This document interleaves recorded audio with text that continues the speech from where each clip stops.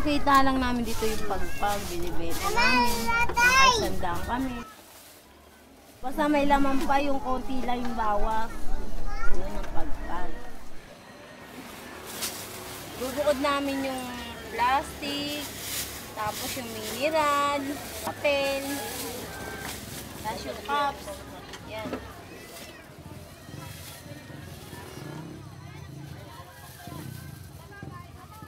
Kinukuha nila sa Tiganan, McDo, Jollibee, Inasal. Pag panis na, tinatapon na lang yung mga ganito, buto-buto na yung sa baboy. Pero pag may mga laman-laman, ayun, tinatabi para sa sa amoy. Di ba tikman mo na dito pa. Sa pagkain namin sa araw-araw. Tapos budget sa ulam, di na kami ulam. Ano yung ulam? Marami, pumunta sila rito, hindi namin inanap. Pumunta sila dito, bumibili.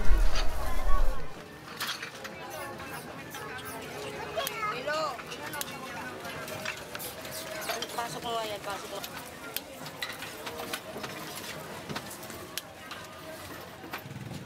Wala nang andito kami sa sa Aroma. Ayan talagang hanap buhay ko, magtitinda ng pagpag. Binubuhay ko sa anak ko, saka sa apo ko. Ay yung pagdating ko dito, yung tinda ko, yung lang mga prutas-prutas. Katapos, yung sabi ng mga suki ko, nanay magtinda ka ng pagpag, mabili yun. Sabi ganun ulam. Sabi ko, hindi kaya ako makakatakot yan, baka sabihin marumi. Sabi, hindi naman ay. Kasi pagluto namin, nililinis naman namin na mabuti yan. At saka subukan mong magluto. Mabili yan. Sabi sa akin. Yan, binili ko kasi mabili yung pagpag kaysa yung ibang tinda. Kasi nagtinda ako ng iba, napapanisan ako. Mabuti pa yung pagtingnan, maubos na. Mamaya yung niluto ko, mauubos ka agad yun. Pagdating dito ng pagpag, mga alas 4 pa, pinipilian ko yan ng mga buto. Tapos binabalot-balot ko. May 20, may 25, may 30, yung malaman. Kung dito sa mga tao, pwede ko ibigay ng 30, pwede naman 25. Kung natawad nga, 20 na lang. Eh walang mga pira. Mahirap good ngayon ng pira. Totoo lang. Yung tinutubo ko minsan 200, minsan 150, hindi pareho. Kaya nakakabili pagkatapos ko pagtinda, namimili ako ng bigas, ulam, yung ulam namin ito, tubig. Nakakaraos din kami. Kaya hindi ko iniiwanan ng pagtinda ng pagpag. Yan lang ang pangarap ko. Maayos itong tindahan ko at saka magkaroon ako ng puhunan na konti. Araw-araw ako na income. Hindi kami magugutom.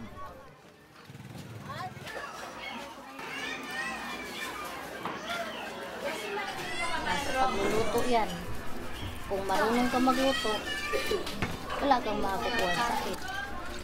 Kasi yung iba, kaya nagkakasakit, hindi marunong magluto, hindi marunong maglinis, hindi naayos ang paghugas, ang Kasi yan, kailangan yan, pakuluan mo muna yan, bago mo ulit lutuin. Kasi yan, mga inanuhan na ng bibig simpre ng tao. O sabihin mo na, kinot sa tinidor lang. Eh, nahalo-halo na yan doon sa mga kanin, mga ano-ano, o basura. Kailangan, pagka ikaw bumili niyan, kung lulutuin mong maayos. Kailangan complete ricado din doon. Lagyan mo siya ng paminta. Lagyan mo rin ng yung konting asukal, konting suka, tapos lagyan mo yung ketchup. Alam mo, yung tomato sauce. Yan, yung mo, isa mo. Minsan yan ang ulam namin. Dahil sa kahirapan.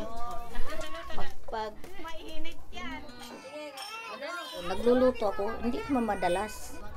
1 beses, 2 beses. Pag wala talaga akong pera, talaga, yung saktong-sakto lang talagang namin. Alam naman.